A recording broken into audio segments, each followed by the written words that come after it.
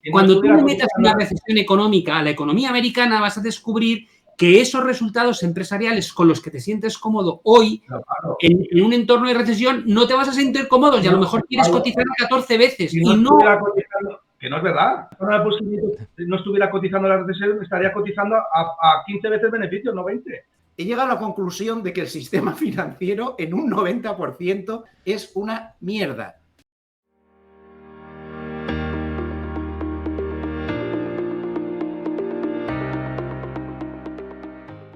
Y por aquí con nosotros José Luis Cárpatos, Pablo Gil, Gustavo Martínez, un placer. Gracias por acompañarme en este día tan especial aquí desde Nueva York. Buenas tardes por allí y lo dicho, que un placer contar con vuestra presencia en este día de hoy. Muchas gracias, Héctor. Pues por empezar y lanzar el debate, porque creo que además los tres tenéis posiciones en algunas cosas que coincidís, en otras cosas que no tanto. Y vamos a empezar por un tema que además está muy candente y que lo que he podido hablar con expertos de por aquí lo comentan mucho, y es el tema de la crisis bancaria. Aquí hay un poco división de opiniones por lo que he podido hablar. Hay algunos expertos con los que hablas y te dicen que el mercado del crédito todavía puede generar más turbulencias, que de momento se ha pausado todo esto, pero que todavía puede haber determinadas turbulencias, y hay otros que sí que te dicen que esto ya lo peor ha pasado. Quería preguntaros vuestra visión, si consideráis que puede haber más tensionamiento en esto, que afecte y repercuta sobre el crecimiento económico, la macroeconomía, se acelere ya una recesión económica en los próximos 2 trimestres, o cómo lo veis. Quien se quiera arrancar, que se arranque, y luego el siguiente, pues que siga. No sé si José o Pablo, Gustavo, el que queráis. Bueno, si quieres, yo te doy mi opinión.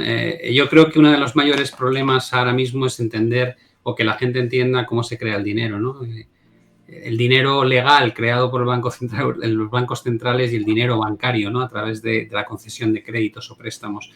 Al final, mucha gente ha achacado la crisis bancaria a la fuga de depósitos que se ha producido por la propia falta de confianza en los bancos, pero no hay que olvidar que la fuga de depósitos empezó a principios de año y que tiene un componente que tiene un entendimiento muy sencillo, ¿no? Y es, si tú remuneras la cuenta al 0%, muy cerca del 0%, y tienes activos de poco riesgo que te pagan un 3,5%, un 4%, un 4,5% de rentabilidad, es cuestión de tiempo que el cliente te diga, ¿para qué voy a dejar aparcado mi dinero en la cuenta corriente en lugar de poder invertir en letras del tesoro o poder invertir en fondos monetarios, ¿no?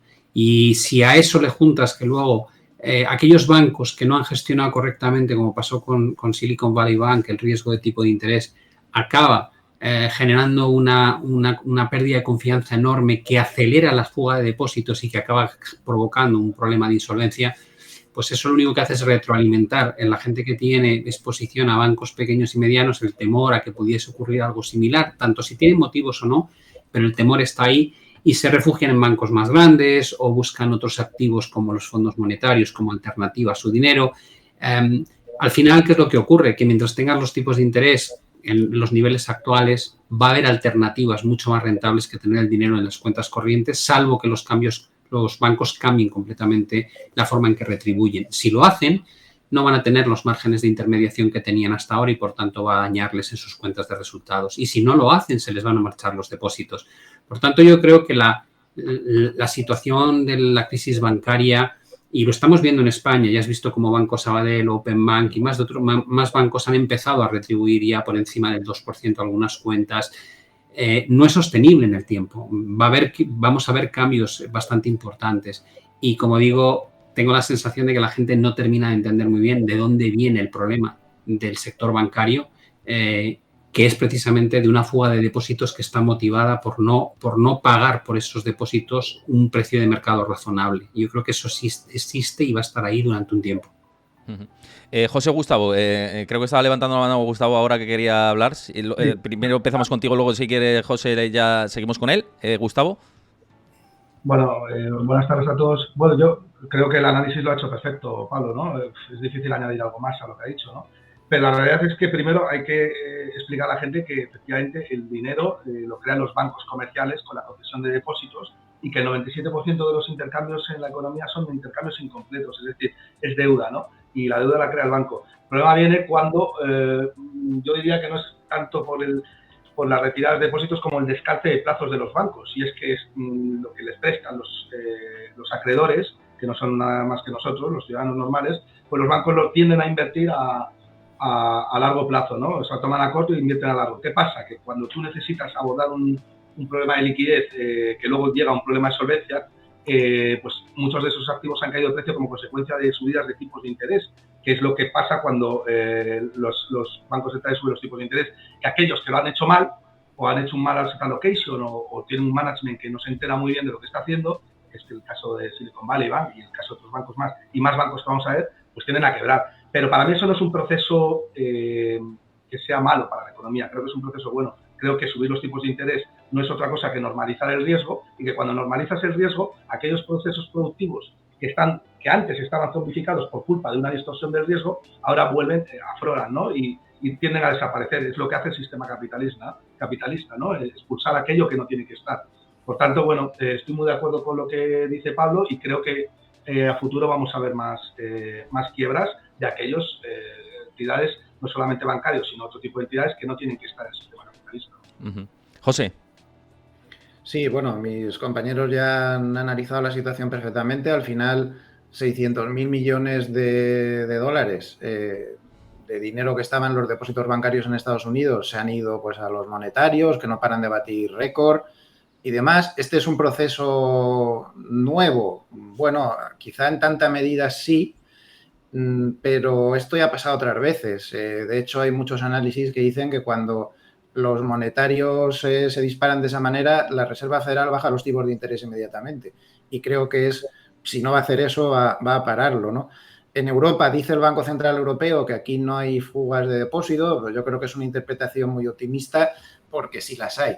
Los gráficos son claros, además hay cosas que muestran que la economía está un poquito ya justa de poder soportar los efectos de las subidas, que eran necesarias, las han hecho muy tarde, pero eran necesarias, como por ejemplo tenemos las variables M1 y M2 entrando en crecimiento negativo tanto en Estados Unidos como en Europa, realmente sorprendente, eso no se veía desde los años 40 me parece. Pero además de todo lo que han dicho mis compañeros, creo que hay otro factor más por ahí que están manejando bastante muchos bancos de inversión y llamando la atención reiteradamente sobre ello, que es que hay otro tema con las inversiones que han hecho sobre todo los bancos regionales, titulaciones hipotecarias que están respaldadas sobre todo por oficinas, por activos comerciales, pero sobre todo por oficinas, que tienen el problema pues de que ahora mismo en Nueva York, por ejemplo, solamente están ocupadas el 44% de las oficinas que estaban antes de la pandemia, porque todo el mundo, una parte importante pues ha ido a teletrabajar.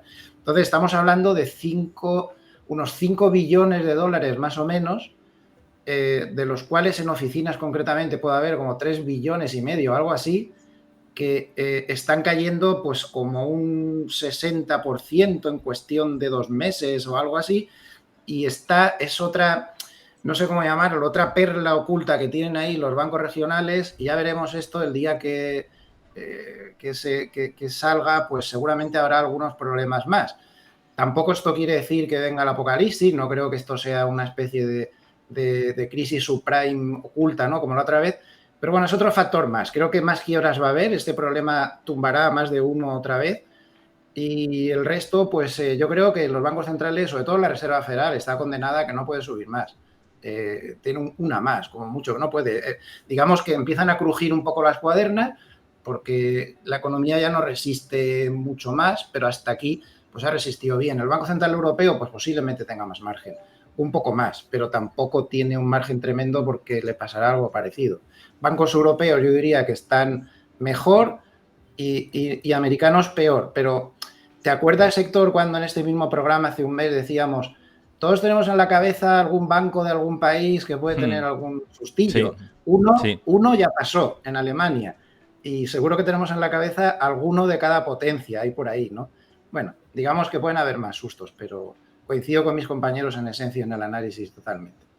Fíjate, con el tema del inmobiliario que comentas, yo lo he podido ver directamente, ir a grandes entidades aquí y cómo a lo mejor el 40% de las oficinas está vacía, porque 2-3 3 días a la semana teletrabajan y porque hay determinadas áreas que no las llenan.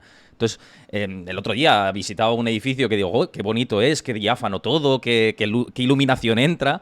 Pero digo, hombre, ¿esto realmente es rentable mantenerlo de esta manera, tal y como ha cambiado el trabajo? Y un poco cogiendo el hilo de tus palabras que dices, preocupa en ese sentido, y hablando con expertos de aquí, decían, cuidado con los CMBS, estos famosos, que sí que puede tensionar la parte del crédito. Tú, Pablo, cogiendo el hilo de lo que dice José, ¿también crees que esto puede saltar las costuras por ahí con el crédito y viendo los tipos de interés, lo mucho que han subido, y ahora el añadido de que las condiciones de financiación se han apretado también con lo que ha pasado con los bancos regionales? Sí, hemos pasado, creo recordar, de 2015 a 2023 de un 40 y algo a un 70% de exposición a lo que llaman el Real Commercial Estate, que es justo lo que ha explicado José Luis, en la banca pequeña, ¿no? Y hacen un papel muy importante, ¿no? Al final en Estados Unidos está muy capilarizado el sector financiero, y aunque nosotros nos aprendemos un poco el papel que juegan los grandes bancos, los too big to fail, esos que llamamos, la realidad es que los que financian los negocios y los ciudadanos son bancos regionales, son bancos pequeños, con lo cual no toques esos bancos porque no parecen tan importantes en su función general, pero probablemente son más importantes que los propios bancos grandes. Entonces, si les has generado una dependencia o una participación en estos préstamos a un sector muy concreto del inmobiliario, en un entorno donde las subidas de tasas de interés está provocando un enfriamiento del mercado de bienes raíces a un ritmo sin precedentes, incluso más rápido de lo que pasó en 2007 y 2008, nadie dice que seguro que pinche la burbuja inmobiliaria, pero basta que eso ocurriese para que de repente descubras que los que ya tienen problemas por esa falta de confianza, se les junte otro motivo, ¿no? de duda. Y vivimos los que ya llevamos mucho tiempo en esto, José Luis, sabemos muy bien que hay un punto de no retorno cuando cruzas ciertas líneas rojas, porque el mercado es en buena parte confianza, ¿no? Entonces, es muy difícil romperle el brazo a la confianza, pero cuando se lo rompes, descubres que la forma de actuar de la gente deja de ser racional y se convierte en preservación de capital puro y duro, ¿no? Y las decisiones que se toman a veces son sorprendentes. Llevamos muchísimo tiempo, yo te diría que 15 años, donde no se ha perdido esa confianza porque los bancos centrales han estado súper atentos a saltar a la palestra y financiar cualquier exceso, comprar cualquier declive. Pero si bien yo comparto con vosotros la idea de que no tienen mucho más margen de subida, tampoco tienen margen de bajada, porque dedicarte de repente a inyectar liquidez cuando tienes todavía inflaciones del 4,6% a nivel subyacente es una locura. No quiero ni pensar en la crucifixión de Powell si la inflación de 4,6 de repente repuntase al 7%, ¿vale? Y además lo ha dicho en todas y cada una de las comparecencias, no queremos cometer el error de los años 70. Entonces, una cosa es que no tensionen mucho más el entorno desde la política monetaria y otra cosa es lo que el mercado quiere. Me parece que el mercado busca una solución muy utópica, ¿no? No va a haber crisis bancaria, no va a haber recesión, y me vas a bajar los tipos 0,60. Y te digo, no, hombre, no. Tienes que aceptar una u otra. Si te bajan 0,60, como estás descontando en la curva de tipos, es o bien porque la desaceleración económica no es un soft landing, sino una recesión profunda, en cuyo caso, lógicamente, te van a bajar los tipos porque no va a haber un problema con la inflación, o dos, porque surge un problema tan severo desde el punto de vista de crisis bancaria que es más importante atajar ese problema que no seguir luchando contra la inflación. Pero lo que no puedes es querer todo lo bueno y nada de lo malo, ¿no? Y si no hay crisis bancaria y no hay desaceleración económica que ponga en riesgo una recesión, tranquilo que Powell no te va a bajar los tipos, ¿no? Hasta que la inflación haya retornado al 2%. Entonces, creo que hay que ser consecuente un poco con lo que se pide y por qué se pide. Yo casi prefiero que no tengan que bajar los tipos, porque creo que como los tengan que bajar es porque vamos a tener un escenario mucho peor del inicialmente previsto. Claro, aquí la cuestión, y os la lanzo también a vosotros y también a ti, Pablo, por lanzar esto en el debate, que también lo tenía en la hoja de ruta, es, con lo que estás diciendo, es que me va al dedillo para meter esto dentro de la escena, ¿no? Quizá lo que se descuenta por parte de los mercados, en especial del mercado de bonos, etcétera, es una recesión como consecuencia de las subidas de tipos de interés y por eso se estima y los futuros sobre fondos federales están estimando ese recorte de tipos de interés a partir del mes de julio, que es lo que está estimando. No sé si queréis, o José, o Gustavo o Pablo, que estabas comentando esto, simplemente por hacer ese apunte. Solo una nota más. Si eso fuese así, si ese fuese, digamos, el punto de partida, entonces la defensa, como si estuviésemos jugando al ajedrez, la defensa sería, entonces no me digas que los resultados empresariales van a subir este año. Es materialmente imposible. Que si vas a tener una recesión en la segunda parte de 2023, me digas que los EPS van a ser más altos en 2023 que en 2022. No te lo compro, es materialmente imposible. Y no me digas que el spread de crédito está bien cotizado. En una recesión, el spread de crédito entre el high yield y el bono soberano no puede estar donde está. Es decir, si te vas por esa vía, hay un montón de cosas que no están bien cotizadas en el mercado y la volatilidad no puede estar donde está. José, sí. ¿O Gustavo? No. Sí. No, yo era porque pues, yo creo que hemos hablado de muchísimas cosas y porque ya creo que has cambiado de tema, ¿no? Estábamos hablando un poco de los activos, de qué pasaría con los activos de los bancos con respecto a las MBS, si estaban, muchas de ellas están ligadas a las oficinas, ¿no? Pero hay que tener en cuenta una cosa, es cierto, el problema no es que haya MBS que estén ligadas a las oficinas, ¿no? Y a la actividad comercial. El problema es que luego en la FED habrá una ventana de liquidez y vuelva a permitir que esos bonos se coticen a los precios a los cuales no deberían de estar cotizando, sino deberían de estar cotizando los de mercado. El problema es intervenir el riesgo, ¿vale? Porque el hecho de que haya muchas empresas que decidan teletrabajar es bueno para la producción de esas empresas, ¿no? Con lo cual, el problema es otra vez el intervencionismo. Luego yo creo que con lo que dice Pablo, estoy de acuerdo en que puede que haya diferencias de cotización entre los high yield y los bonos basura, ¿no? O los bonos de investment grade, ¿no? De alto grado de inversión. Pero, por ejemplo, yo no estoy de acuerdo con lo que el mainstream dice muchas veces de que está mal cotizado, por ejemplo, el Standard & Poor's 500. Yo no creo que el Standard & Poor's 500 esté cotizado mal a 20 veces beneficios, como está cotizando ahora mismo, 19 veces beneficios, que aproximadamente puede ser un 5,5% anual, porque el mercado está descontando, como bien ha dicho José Luis Cárpatos, que la FED no es capaz de, no porque vaya a haber una recesión, sino que no es capaz, simplemente no es capaz de mantener tipos de interés reales positivos, no puede, necesita generar tipos de interés reales negativos. Y eso, el Standard & Poor's 500 lo está anticipando, y por eso está cotizando un nivel de 4.100 puntos con unos beneficios estimados de $190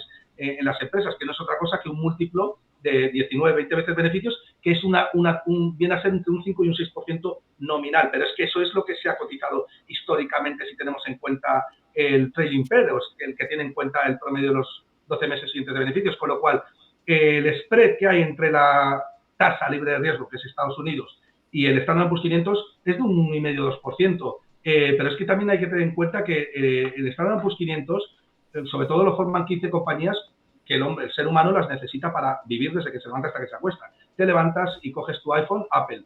Pones la tele, es Netflix. Cargas algo, Amazon. Y eso yo ya no creo que tenga que ser, o le debamos dar la misma, el mismo riesgo que se le da al alto riesgo, ¿no? O a los bonos high yield, ¿no? Yo creo que es un híbrido más entre la renta variable y la renta fija en el S&P 500. Esa es un poco mi tesis por lo que yo creo que el S&P 500 está bien cotizado. Ahora bien, que hay empresas que están caras dentro del S&P 500, sin lugar a dudas. Estamos pagando una prima de 30 veces beneficios por comprar Coca-Cola, por la calidad, ¿no? Nunca se ha pagado tanto dinero por la calidad, ¿no? Rentabilidades reales negativas, pero claro, el oro tiende a recoger todo eso que estamos viendo en el mercado, ¿no? Y yo creo que estoy más de acuerdo con José Luis. Creo que la Reserva Federal está sí o sí condenada a generar tipos de interés reales negativos, y no estoy tan de acuerdo con Pablo. Creo que la Reserva Federal sí puede bajar más los tipos de interés, y de hecho el oro y los inversores se dan cuenta de ello y huyen ya de la moneda fiat, ¿no? Y por eso el oro está sobrepasando ya los $2.000 con locura, ¿no?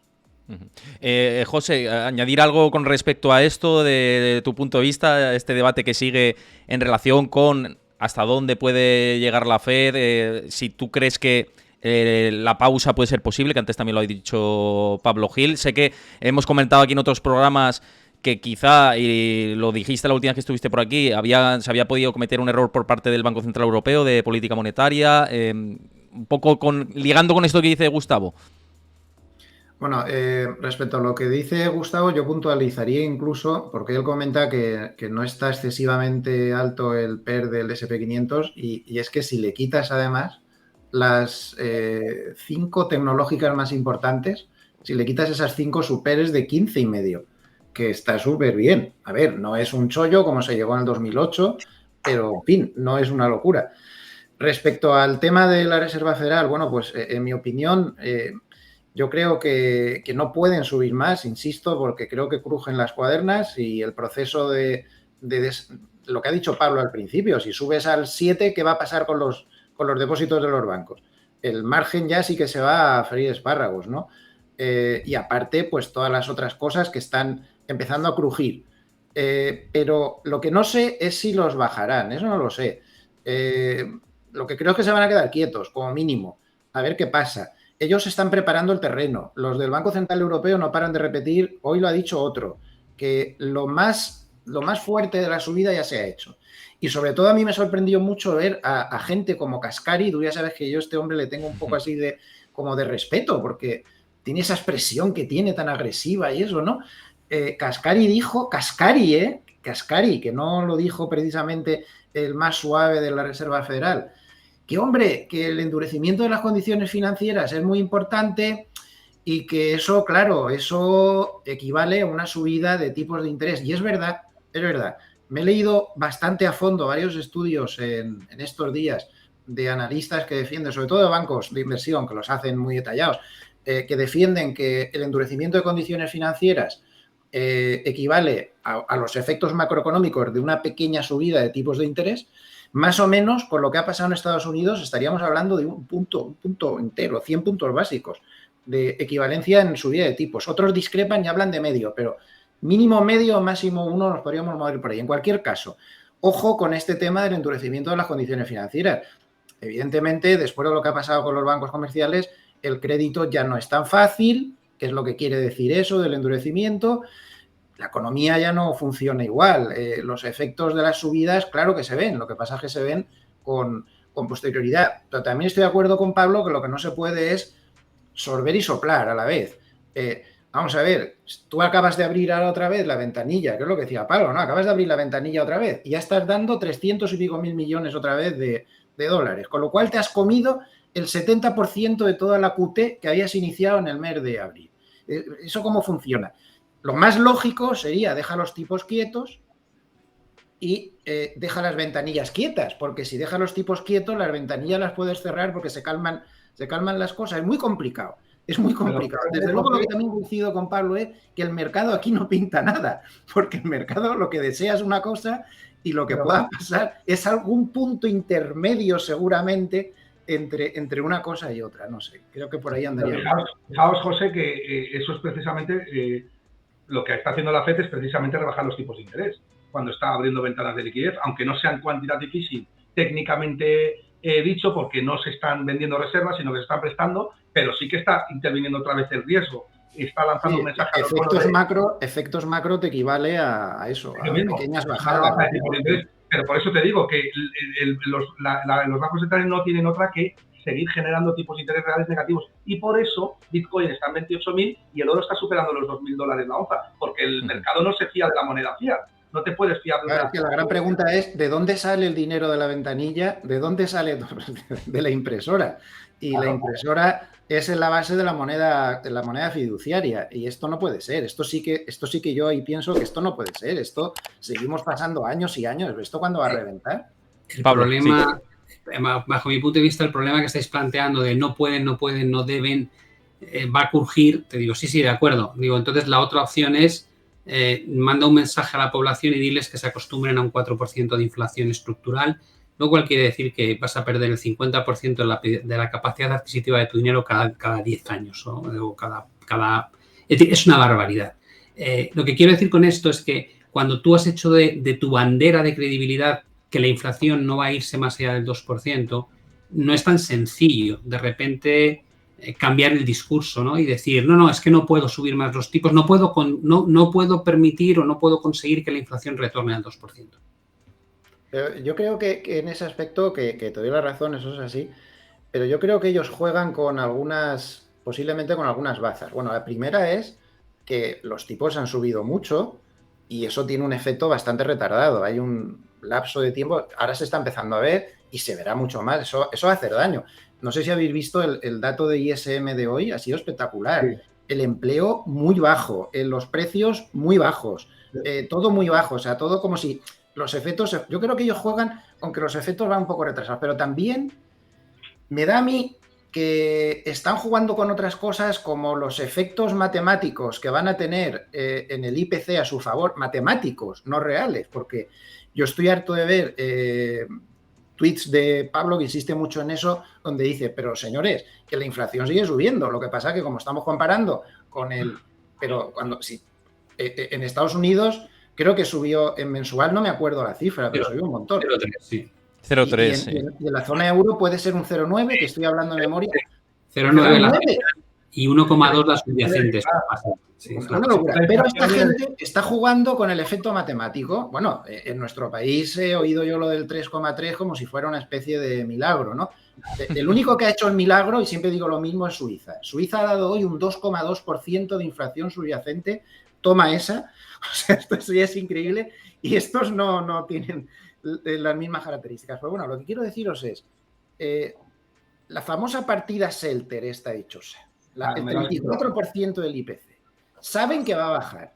Aunque el precio de la vivienda se disparara a lo bestia en los próximos 3 o 4 meses o 6, en la partidita esa que ellos calculan de una manera un tanto peculiar, va a bajar.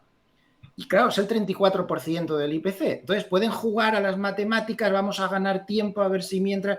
Por eso hay una sensación de que lo más probable sería la pausa, a ver si todas estas cosas, los juegos matemáticos, que puede ser terrible pensar que la Reserva Federal se eche un poco en manos de la suerte, pero es que yo no lo descartaría, porque estamos hablando de los mismos que dijeron que la inflación era transitoria, y creo que los tres que estamos aquí sentados, y no somos precisamente los mejores del mundo, ¿no? Había gente mejor que nosotros que también lo decía, que sí que no era transitoria, que era una barbaridad, que subieran los tipos ya, que a qué estaban esperando, ¿no? Son los mismos.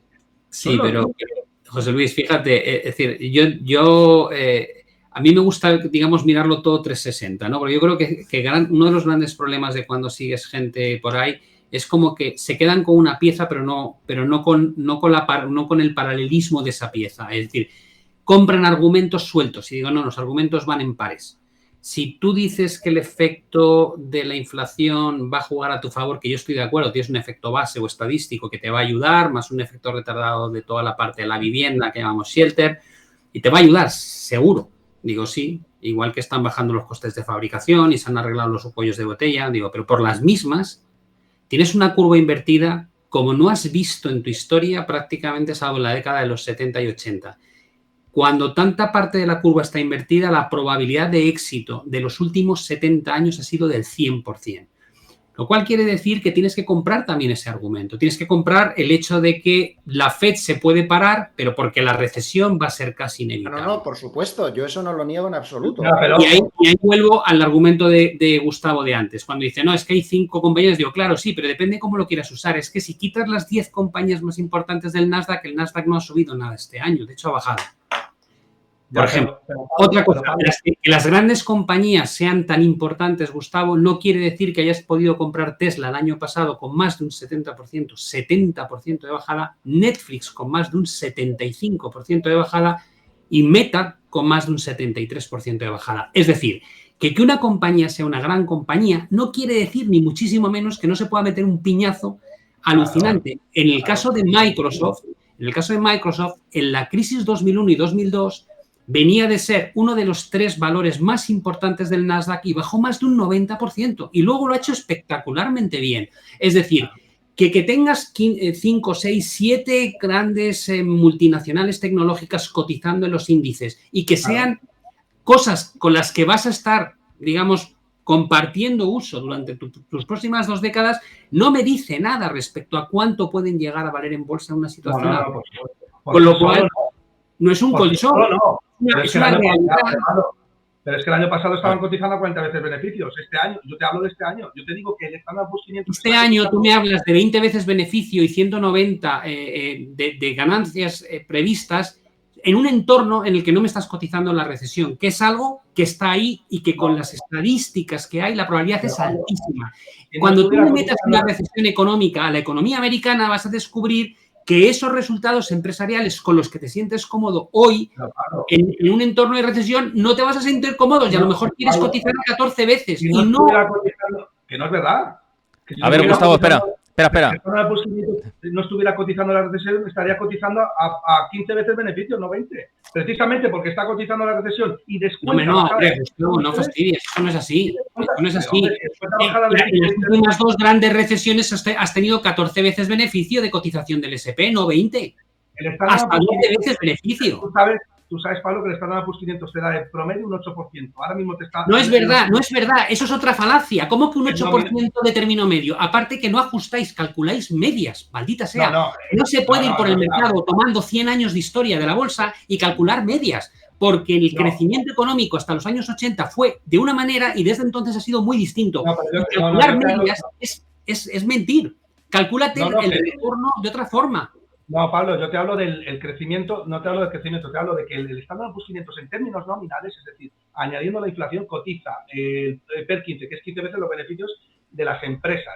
Y ahora mismo está cotizando 20 veces. ¿Pero por qué? Porque está descontando una baja de tipos de interés como consecuencia de una recesión. Claro que está cotizando la recesión. Si no, Pablo, si no, ¿cómo vas a encontrar? Si tú mismo lo has dicho, dices que estoy de acuerdo contigo. Obviamente que tú necesites Apple, Netflix y Google no significa que tengas que comprar las caras. Por supuesto que no, tienes que comprarlas cuando está cotizando como Facebook a 8 veces beneficios, pero ahora que está cotizando a 20 veces beneficios el Standard & Poor's 500, no lo compliques, Gustavo, no lo compliques. Cotiza 20 veces beneficios con los tipos 4,75, 5% porque está cara, punto pelota.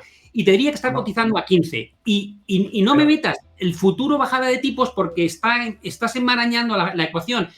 Las valoraciones son estáticas, tío, y se van ajustando cada trimestre a las circunstancias. Pablo, es como si yo te digo, y si hay una crisis bancaria, entonces va a llegar a 12 veces beneficio. Y tú me dices, bueno, ¿cómo me puedes hablar de la crisis bancaria? Espera un momento, levanto la mano. No, pero termino. ¿Cómo sabes que está cara? Me acabas de decir que el promedio histórico del PER 15 está mal calculado. Ahora PER 20 está caro, ¿por qué está caro? ¿Con qué lo estamos comparando? A ver, te estoy diciendo que las recesiones anteriores, la valoración con la que ha cotizado la bolsa es mucho más baja que la que tiene hoy. Y por otro lado te estoy diciendo que cuando calculas el retorno anualizado de una inversión en la bolsa estadounidense desde hace décadas, te digo, es muy engañoso, porque estás tomando de referencia cálculos muy grandes. Lo que tienes que hacer es ajustarlo al periodo más reciente. Y entonces descubres que las cosas no son como son. Esta es la discusión que yo tengo con mucha gente. Digo, perdóname, el Eurostoxx 50, por poner un ejemplo, digo, lo podías haber comprado a estos mismos precios de 1998. ¿Dónde está el retorno? No, pero Pablo, yo no digo es un ejemplo muy bueno. Te digo, llevas 25 años sin ganar dinero. Pero Pablo, yo no digo que el Standard & Poor's 500 esté barato caro. Yo digo que está cotizando bien el múltiplo. Dicho lo cual, creo que efectivamente hay muchas empresas dentro de Standard & Poor's 500 que no tienen ningún sentido su cotización, como Coca-Cola 30 veces beneficios. Ahora bien, ¿está mal cotizado el Standard & Poor's 500? Pues no está mal cotizado, precisamente porque descuenta una recesión, lo estás comprando a 20 veces beneficios. Y yo simplemente te digo, si estuvieses cotizando una recesión real, no lo estarías pagando a 20, lo estarías pagando a 14. Pero bueno, es mi opinión. Si simplemente te digo... Yo simplemente dejadme un momentito que hablo, que está fantástico y yo creo que de cara también a la audiencia contraponer ideas es ideal y además vosotros sé que os tenéis mucha confianza, esto para que la gente lo sepa, que Gustavo y Pablo se conocen desde hace mucho tiempo y aquí no pasa absolutamente nada, para que no haya ningún...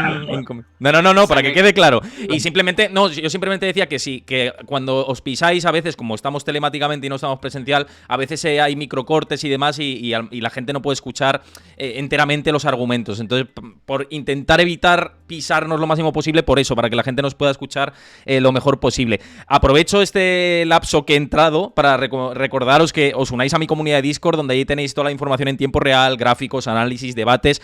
Os recuerdo, mañana, directo súper especial desde Wall Street. Mañana voy a visitar Wall Street, voy a hacer 2 entrevistas ahí dentro y cuando salga os voy a comentar cómo ha sido todo, cómo ha sido el día, qué me han contado dentro. Vamos a hacer un reportaje especial que lo publicaremos en exclusiva en mi canal de Twitch y mañana el primer periodista del mundo que sale de Wall Street y saca información de dentro desde Twitch. Así que acompañadme a partir de las 5:30 de la tarde, hora española.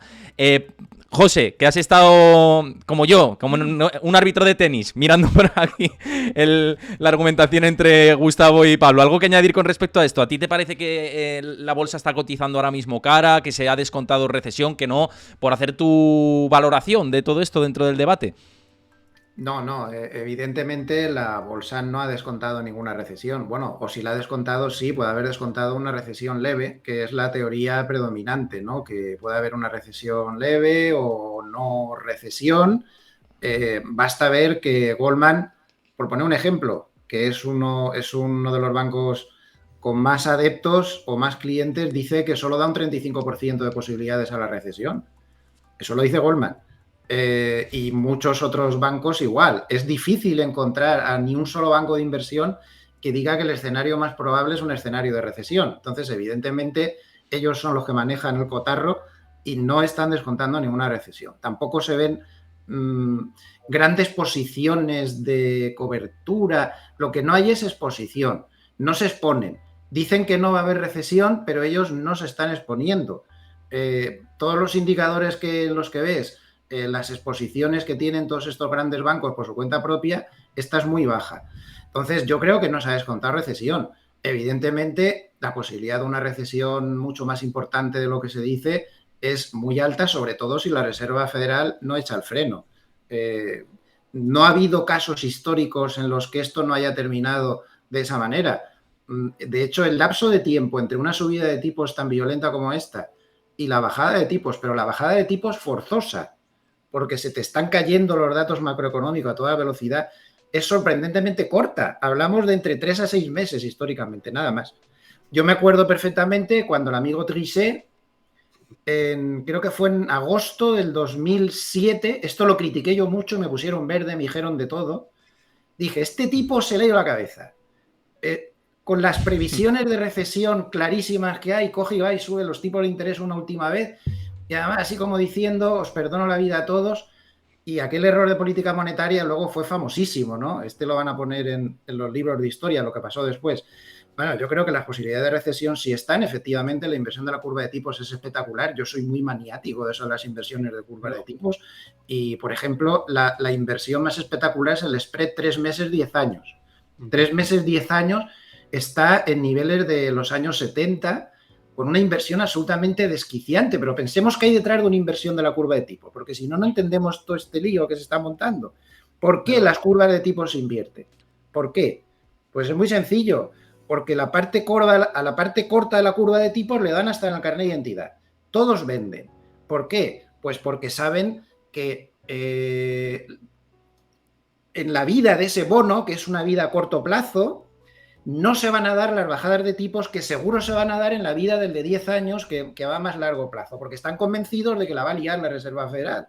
Entonces, el mercado de bonos, lo bueno que tiene es que en el mercado de bonos no hay nada más que, ¿cómo os diría?, profesionales. No hay los diferentes estratos que hay en la bolsa, hay mucha gente metida y tal, ¿no? El mercado de bonos, Gundlach, el rey de Double Line de Los Ángeles, el rey de los bonos, siempre dicen, no escuchad a la Fed, escuchad a los bonos. ¿Los bonos qué te dicen? Pues que las posibilidades de recesión son muy altas. Y como son muy altas, yo me compro los bonos a largo plazo, que sé que tarde o temprano me van a bajar los tipos de interés y me voy a forrar. Y luego, entonces, pueden pasar cosas, es que la gente piensa, a ver, eso va a durar poco, porque si la Reserva Federal sube al 6, los bonos a 10 años van a subir la rentabilidad al 5, y un jamón. Yo recuerdo perfectamente cuando Greenspan sacó la famosa frasecita esa del Kunram, no sé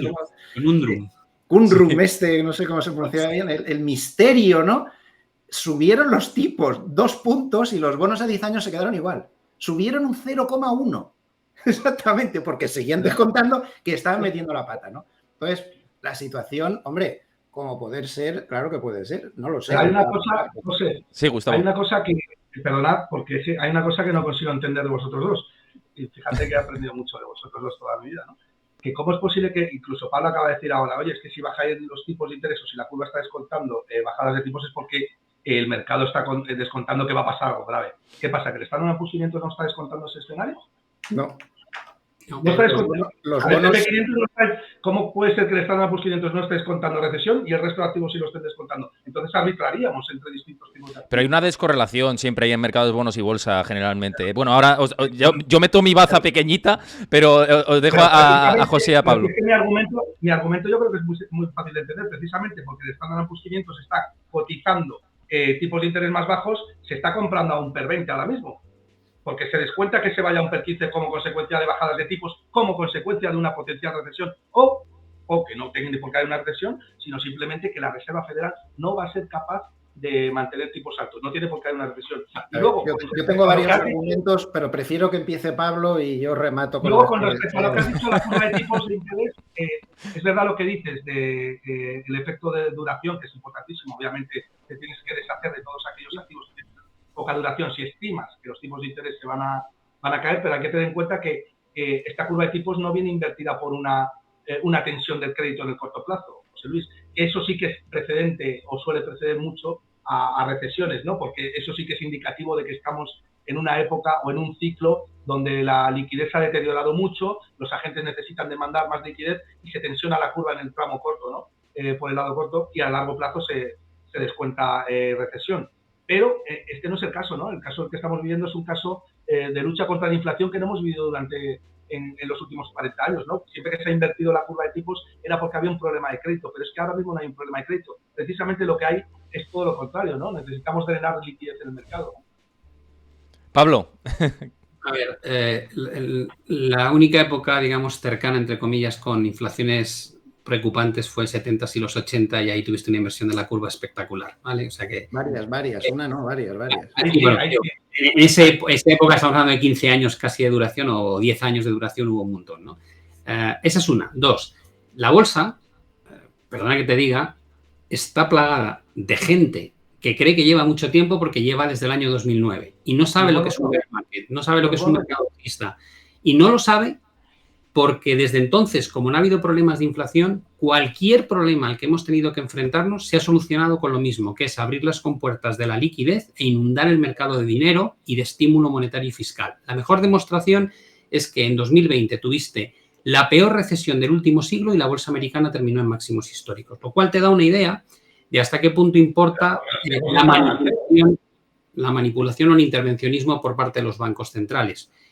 Por tanto, la primera pregunta es, ¿la bolsa podría subir aunque hubiese una situación mala económica? Te digo, sí, claro, si vuelves a hacer QE y bajas los tipos al cero, te aseguro que la bolsa va a subir.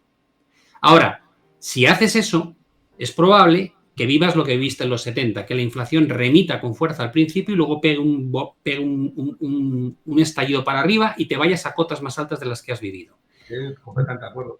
Esa es una. La segunda parte, dices, los bonos y la bolsa no pueden estar, digo, no, perdona, los bonos y la bolsa han estado en guerra continua desde hace 50, 60 y 70 años, cotizando escenarios distintos. La bolsa a finales de los 90 estaba como una moto con el mundo Internet, con la mayor burbuja del Nasdaq que se recuerda, y los bonos diciéndote, te vas a pegar un castañazo de cuidado. Por cierto, los bonos tuvieron razón finalmente con lo que pasó en 2001 y 2002 y el Nasdaq pagó un 83%.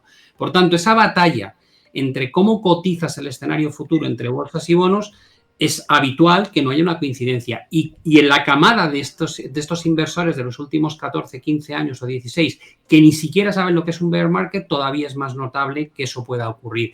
Y luego tienes otro factor que es importante, y es que cuando tú has encontrado las mejores oportunidades históricas para invertir en renta variable es porque se ha producido un proceso de capitulación, que no es solamente que la bolsa baje en valoración hacia cotas por debajo del punto de equilibrio histórico, sino que desmontas de alguna manera las carteras, una parte importante de las carteras que han invertido en el ciclo alcista de los bull markets, ¿no? Esa capitulación se mide por el spread de crédito que mirábamos antes, por el nivel de volatilidad que se alcanza. La volatilidad funciona muy bien, puedes mirarla 50 años atrás y sistemáticamente la ves rozar 40-50% en todas las crisis del 2016 con la bolsa china, de lo que pasó con la crisis periférica en 2011 y 2012, con el default de Grecia, con los atentados del 11 de septiembre de 2001, con lo que ocurrió con el fin de la burbuja en 2002, cuando pinchó en la burbuja.com, cuando hubo la crisis del rublo en el 98, cuando hubo la crisis anterior en Asia, en las divisas en el 97, solo en 2 ocasiones, que ha sido 80s, 90s, que ha sido con el COVID, que no sabíamos qué iba a pasar con el mundo, o en la crisis financiera donde pensábamos que el modelo económico iba a derrumbarse. No hemos visto una reacción similar en absoluto, ni siquiera en 2022, con caídas del Nasdaq de 35% y 25% abajo en el DAX. Lo que quiero decir con esto es que no ha habido capitulación, porque la manera de pensar de los inversores es me lo van a arreglar, que es la misma de hoy. Me van a bajar los tipos, me van a abrir, déjame terminar, me van a abrir las ventanas de liquidez. Por tanto, no ha cambiado esa mecánica, y yo lo que creo que va a pasar, porque lo ha dicho José Luis Cárpatos en forma de pregunta aleatoria, de decir, bueno, ¿y cuánto va a durar esto? Yo creo que cuando eso deje de durar, porque no va a ser sostenible en el tiempo, y no opino solo yo así, opina gente tan brillante como Ray Dalio, que estamos llegando a ese final de esta barbaridad que llevamos cometiendo desde hace décadas. Cuando cambie esa percepción, la limpieza que va a haber en términos de capitulación va a ser épica. Entonces te digo, yo creo que es difícil encontrarle el timing a las cosas, pero estamos recorriendo un camino muy, muy, muy peligroso, y siempre encontramos una solución a todo lo que nos atenaza en el corto plazo, que pone en un mayor riesgo el escenario a medio o largo plazo. Por tanto, te diría, para mí, la sección de los bonos cotiza muy bien la realidad a la que nos vamos a enfrentar, y la realidad que veo en la bolsa, lo que me pensando igual que... Espera, Gustavo, espera. Gustavo. Espera, que iba antes José y ahora vamos contigo, ¿vale? Creo que tenía que además terminar el argumento Pablo. Rapidísimo, y dejo comentar a Gustavo. A ver, yo apuntaría además, porque la pregunta de Gustavo, que a ver, que lo digo con toda humildad, y entiendo que a veces todos hemos dudado con estas cosas. Vete tú a saber, pero yo estoy convencido de lo que ha dicho Pablo, pero yo añadiría 2 cosas más, de por qué la bolsa cotiza de una manera diferente o tiene otro concepto de la realidad económica que tienen los bonos. Por 2 factores, además de lo que ha dicho Pablo, que es así. Primero, porque la composición de los que invierten en cada uno de los mercados es diferente. Por ejemplo, en los bonos, prácticamente el 97-98% son inversores profesionales, mucho fondo mutuo, fondo de pensiones, grandes instituciones, compañías de seguros, pero en la bolsa hay aproximadamente un 34%, 35-40% según la etapa, de inversores minoristas. Sin ánimo de despreciar el inversor minorista, eso faltaba, pero simplemente el inversor minorista puede tener parámetros de decisión diferentes a los que tienen los de los bonos, que son 97% institucionales. Y por último, hay otro factor que creo que distorsiona, pero de una manera brutal, y es el factor de las recompras de acciones propias. Eso no se da en los bonos. Bueno, sí que se puede dar en cierta manera por las compras que hacen los bancos centrales. Bueno, pero es otra cosa. La bolsa está muy distorsionada por las recompras de acciones propias, que es una maniobra legal, pero si restamos desde hace 10 o 12 años todas las recompras de acciones propias, el flujo neto que habría entrado en las bolsas cada año habría sido negativo, sumando lo de las instituciones y lo de los particulares. Entonces, simplemente a efectos metodológicos, lo que ha dicho Pablo, más estos 2 factores, influyen para que las bolsas, curiosamente, bajo mi modestísima opinión, se comporten de manera diferente a cómo se comportan los bonos. Y te doy la palabra, Gustavo. Gustavo, sí. Es obvio que la renta fija y la renta variable se comportan de manera diferente, pero tenemos que pensar que las empresas son generadoras de caja y de free cash flow. Es normal que a mí me preguntan muchas veces, no, es que la bolsa vuelve a estar en máximos, pero ¿cómo no va a estar en máximos? Si está con el tiempo, las empresas están generando cada vez más caja y por tanto cada vez valen más, ¿no? Es normal, ¿no?, que las bolsas tiendan a máximos. Otra cosa es que evaluemos si están cara o barata. Yo lo que le quería decir antes a Pablo es que no importa, no estoy hablando de si la empresa, si las bolsas están caras o baratas. Yo particularmente no me compro el Standard & Poor's 500 ahora con un spread de 1,5% sobre la tasa libre de riesgo. Pero eso no significa que yo no piense que está bien cotizado, porque el Standard & Poor's 500 está cotizando una bajada de tipos de interés, Pablo. si no estuviera cotizando una bajada de tipos de interés, tendríamos la oportunidad de comprarlo a como ha estado cotizando los años anteriores, ¿no? Que hemos tenido el Standard & Poor's 500 en auténticas barbaridades como hace el 25, etc. Pero lo que yo sí que noto que es, o incurrís en una cierta contención, es que pensáis que los inversores del Standard & Poor's 500 no están descontando para nada una recesión, cuando el 60% de los inversores en Estados Unidos, y se han hecho encuestas, dicen que sí, que es probable que haya una recesión. Pero es que, con todo, pagar 8 veces por los beneficios de Meta, pues no resulta caro, ¿no? O digamos que las empresas con las que te levantas y te acuestas, que pagar un 6% de rentabilidad más o menos, pues el mercado entiende que es más seguro que tenerlo en liquidez contra un 8% de inflación, ¿no? Entonces, bueno, eso es lo que yo quiero transmitir, ¿no? Porque es que os digo que es que el discurso de todo se va a la mierda lleva en el mercado muchos años. Y yo lo llevo escuchando desde el 2012, desde que estaba el Standard & Poor's 500 cotizando los 1000 puntos, y desde entonces se ha multiplicado por 5, ¿no? A ver, un tema que es súper importante. En primer lugar, cuando hablemos de estas cosas, no es muy manido el decir ha multiplicado por 5 cuando en el IBEX el máximo histórico fue en 2007, cuando el Eurostoxx 50 no ha hecho nada en 25 años, cuando las bolsas emergentes... Perdona, déjame acabar, yo te dejo tranquilamente. Cuando las bolsas emergentes no han revisitado los máximos de hace 15 años, cuando la bolsa china ha caído un 75% desde los máximos de 2007 y cuando la bolsa japonesa desde el año 89 no ha vuelto a máximos. Lo que quiero decir con esto es que tomar como bandera lo que ha pasado en la bolsa americana y extrapolarlo libremente y de manera así como muy genérica al resto es un error garrafal, porque no ha ocurrido en el resto, solamente en la bolsa americana. Como bien indicaba José Luis, una buena parte, el 40% de lo que ha subido el S&P es por la recompra de acciones. Algo que cada vez tiene menos sentido teniendo en cuenta el nivel de tipos de interés y que te han metido un impuesto de 1% a las recompras de acciones, con lo cual a lo mejor eso lo vas a tener que quitar de la mesa y vas a descubrir una realidad que no has vivido en una década. Pero es que aparte de todo eso, otro error que me parece garrafal, y yo he sido gestor de fondos y por tanto sé de lo que hablo, es hablar del retorno y no del retorno en función del riesgo. Es decir, que cuando alguien me habla a mí de que la bolsa da un 6, un 8, te digo, para, ¿y qué volatilidad tiene?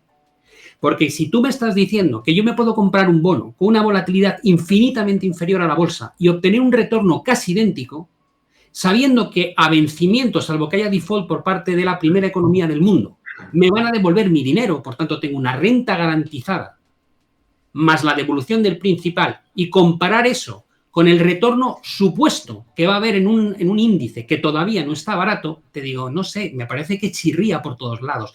Ahora mismo, si tú te haces un análisis del dividend yield de la bolsa del S&P 500 respecto al dividend yield del bono, descubres que estás en una de las mejores épocas de la historia para tener bonos y no tener bolsa. Entonces, hay que tener esa manera, digamos, de no hablar de las cosas en términos absolutos porque no estamos en un mundo absoluto. Cuando tú decides comprar bolsas porque consideras que es la mejor opción respecto a otros activos que hay disponibles en el mercado.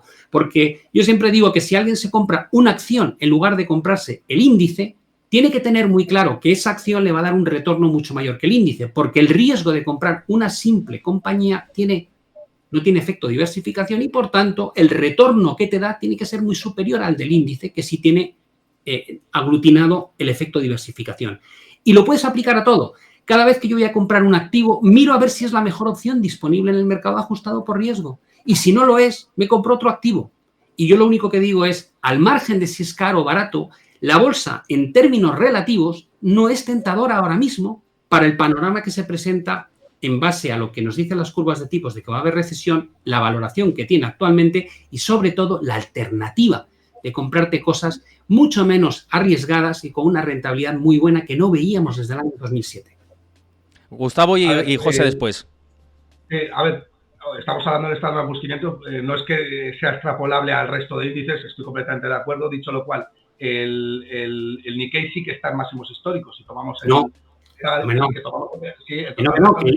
El Nikkei marcó 39.000 y pico de máximo histórico en el año 89. Otra cosa es que la gente tiene tanta historia y no lo ve. Pablo, es que no me has dejado terminar. Si tomas el que ha pagado dividendos, están máximos históricos. No me hables de dividendos. El de hablar de dividendos es un truco totalmente absurdo, porque estamos comparando... No, Pablo, es que da igual que la caja la reinvierta la empresa o que la reparta. Quiero decir que... Perdóname, Gustavo. Estamos hablando de déjame terminar, Pablo, que luego Vamos a dejar a Gustavo en argumentar y luego seguimos. Primero, estamos hablando del Standard & Poor's 500, no es extrapolar el resto. Segundo, tú estás diciendo una obviedad. Tú me estás diciendo, no es que comprar en el año 2008, en el año 1980 Nikkei o ahora IBEX 35, Total Return me parece que también están máximos en el IBEX 35, pero aún así te lo compro, claro que sí. Es que nadie está diciendo que tengas que comprar, claro. ¿A quién se le ocurre comprar el Nasdaq el año pasado cuando está cotizando a 40 veces beneficios? ¿Quién dice eso? Nadie pide eso. Lo que estamos diciendo es que en la bolsa hay muchísimas oportunidades y las ha habido en el año 2021, 2022, 2023, cuando todos decís que había que estar en liquidez. El año pasado había empresas que estaban cotizando a 3 veces beneficios y han multiplicado por 3. Precisamente por eso, porque cuando hay miedo o volatilidad de la que tú hablas en el mercado, hay que pescar en aquellos sectores que más castigados están por ese miedo. Pero lo que no podemos es lanzar el mensaje, oye, no, es que hay que estar en liquidez y irnos a activos más seguros. ¿Qué activos más seguros? Si la seguridad está en comprar barato. Si tú te compras tu ACEX a 1,80 y ahora lo vendes a 2,5, has comprado con margen de seguridad. Si te compras IPCO, que es una petrolera que por culpa de los costes energéticos estaba muy penalizada y estaba cotizando 3 veces beneficios, lo normal es que la dobles. Si compras ahora mineras de oros que están al 50 o 60% infravaloradas con respecto a los beneficios que debería darle, teniendo en cuenta el metal a $2.000 la onza, estás haciendo buena inversión. Entonces, lo que nosotros decimos o defendemos es que siempre hay que estar invertido en aquello que se está barato. Nadie está pidiendo comprar Nasdaq a 40 o 50 veces beneficios, ni Tesla a 100 veces beneficios. Es una locura. Y mantenerlo 20 años. Ese no es el foco de lo que nosotros defendemos. Lo que nosotros defendemos es aprovechar las oportunidades para comprar aquello que está barato y seguir haciendo recompras sucesivas. Y con respecto, José Luis, a lo de las recompras de acciones, es cierto que ha habido más, en los últimos años se han recomprado más acciones, pero también es cierto que ante imposibilidades de inversión, muchos de los CEOs han considerado que sus empresas eran las que más descuento tenían a futuro. Y eso es algo bueno, no tiene por qué enfocarse mal. Fíjate que el hecho de estar invirtiendo en tu propia compañía dice mucho, salvo que haya mala praxis, obviamente, y quieras subir el precio de la acción porque cobres un bonus por ello, dice mucho sobre el propio proyecto que tiene el CEO sobre la compañía. Y estos buybacks muchas veces han venido por los propios decisiones de los CEOs. Pero es que yo he visto buybacks de CEOs que han comprado y luego se han pegado una castaña a un 90%, con lo cual ahí no está habiendo distorsión del riesgo y lo estáis planteando como si fuera una alternativa un tanto mala, ¿no? Yo creo que es una alternativa bastante buena y que da mucha información buena al mercado, ¿no? Vamos con José y luego con Pablo con contestación a todo esto y además vamos abordando la final el final más bien del debate, que creo que está intenso y que se agradece contraponer estas posturas, como vengo diciendo durante toda la charla. Una vez más, si os gusta este tipo de contenido, os invito a que sigáis el canal de Twitch, que os podéis suscribir también gratis con Amazon Prime durante un mes, y si no, creo que son 4 euritos, que nos vienen muy bien a todo el equipo, así que animaos a seguir el canal de Twitch, también a seguir mi comunidad de Discord, donde ya somos más de 1.300 usuarios. Os pasa por ahí, Cris, el enlace. José, con respecto a esto que también decía del tema recompras, Gustavo y demás, ¿algo que añadir con respecto a todo lo que hemos estado escuchando? No, a ver, yo cuando comentaba lo de las recompras lo decía como por qué es diferente el mercado de la bolsa del mercado de renta fija, ¿no? No porque no le he dado ninguna connotación ni buena ni mala. Sí que creo que en determinados momentos, y Warren Buffett ha hablado mucho de esto, recompraban porque no sabían qué hacer con el dinero, no tanto porque estuvieran muy conformes con su compañía, pero bueno, puede ser, no te digo que ese argumento no sea válido, pero en fin, lo que sí que creo es que en estos momentos actuales yo digo lo que hago. No creo que sea, me parece que la clave de todo es que el activo de riesgo el activo libre de riesgo, perdón, por primera vez en muchísimos años está dando el retorno a nivel índices superior y sin complicarte la vida. Entonces la competencia que tiene la bolsa es salvaje. Ahí están las entradas en monetarios, porque hemos hablado de las salidas de depósitos, pero no hemos hablado de las entradas en monetarios. Cuando digo monetarios me refiero a cash, todo el complejo de bonos a corto plazo, monetarios, bonos, etcétera.